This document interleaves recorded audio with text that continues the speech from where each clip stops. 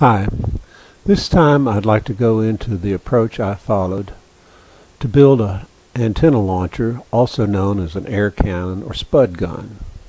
What you are looking at in this slide is the finished gun. It's a coaxial gun, meaning that the air reservoir surrounds the barrel.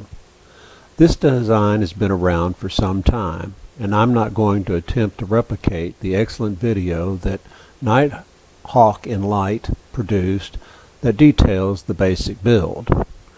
At the time of this post, that video had over 1 million hits, so if you think you want to build a coaxial gun, please see his video. I've included a link to it in the comments below. To be clear, the core of my launcher is built using the same components, but with two very minor exceptions. The most obvious is I used a brass quarter-turn valve in place of the plastic one, and two, rather than fabricate the internal piston, I used a practice hockey puck like this one that can be found on eBay.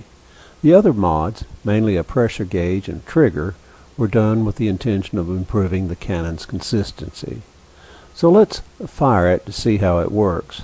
For our test shot, we will use one of these hollow plastic balls that my wife found at our local Kmart. They are a near perfect fit to the air cannon's 2-inch barrel and are unlikely to do damage to anything when falling out of the sky.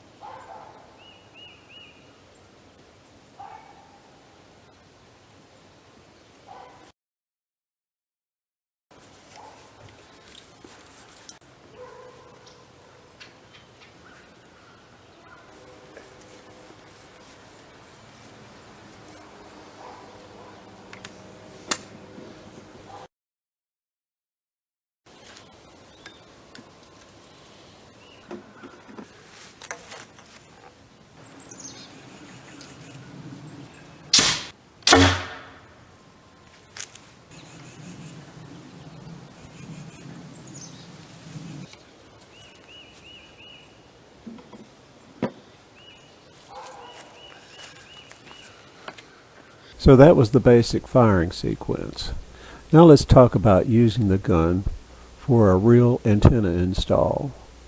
When using it to position a messenger line, I use the same balls as we did in the test fire, but prepare it by filling it with some water and then plug the hole with a small screw that also serves as the attach point for the lightweight monofilament fishing line. The additional mass helps the ball fly straighter, plus ensures that it has enough weight to fall to the ground. Yet at the same time, it's not so heavy that it presents a risk of doing damage on impact. That said, think before you shoot. This combo can easily break a window, dent a car top, or hurt someone, so be careful. Shooting the gun is the easy part. For those who have done this, I'm singing to the choir. But for you who have yet to try it, patience is the key. Here's the process that worked for me. First, shoot using a lightweight line, say 10 pounds. And if I miss the shot, rather than try to reel the ball back through the tree limbs, it's generally easier and quicker to let the ball come to the ground, break the line at the ball, and then reel the free line back to the gun.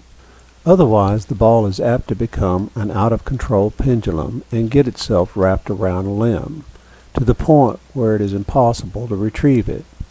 If, on the other hand, the shot is good, I will still break the line at the ball, but this time pull back a heavier test line, say 30-pound test. Once the heavy test line is back to the gun, I then cut the line on the far side of the bow and attach this homemade weight. With this weight, I can usually pull it back through the far side limbs and get the line to pass over just the bow that I want to hang the antenna from. Again, I can't stress enough to be patient and cautious.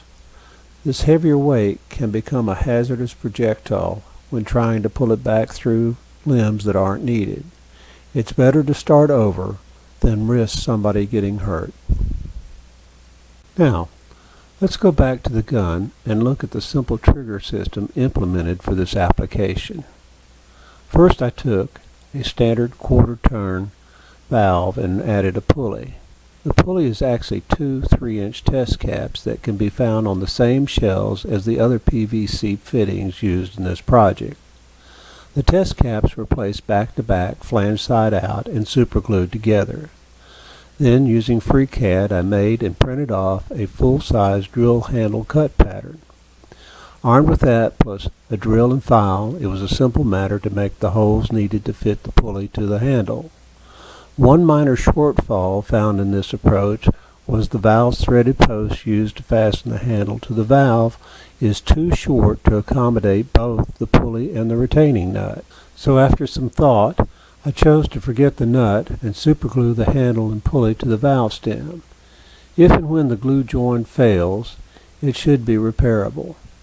Next, the trigger is nothing more than a 1/2-inch wooden dowel push rod that runs the length of the gun and protrudes out the front of the 3/4-inch plywood handle.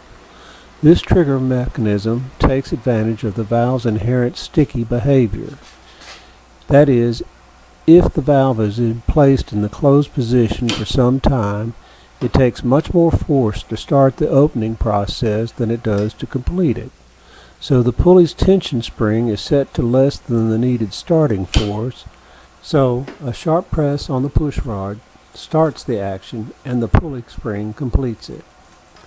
If you watch the firing demo closely, you might have noticed that there is a second small band that acts as the trigger safety that is hooked over the handle before charging the gun. Finally, since in this application the gun will be firing skyward, the ball is simply dropped down the barrel just before taking final aim. This old tree stand, fitted with a foot-long length of 1.5-inch PVC pipe, did a nice job of making the gun field-friendly. For me, this was a fun project, where I found with just a little outside-the-box thinking, one can build their own antenna launcher using little more than a drill, saw, and glue, plus some readily available repurposed material. Well, that's it for now, and as always, I wish you the best of luck with your next project.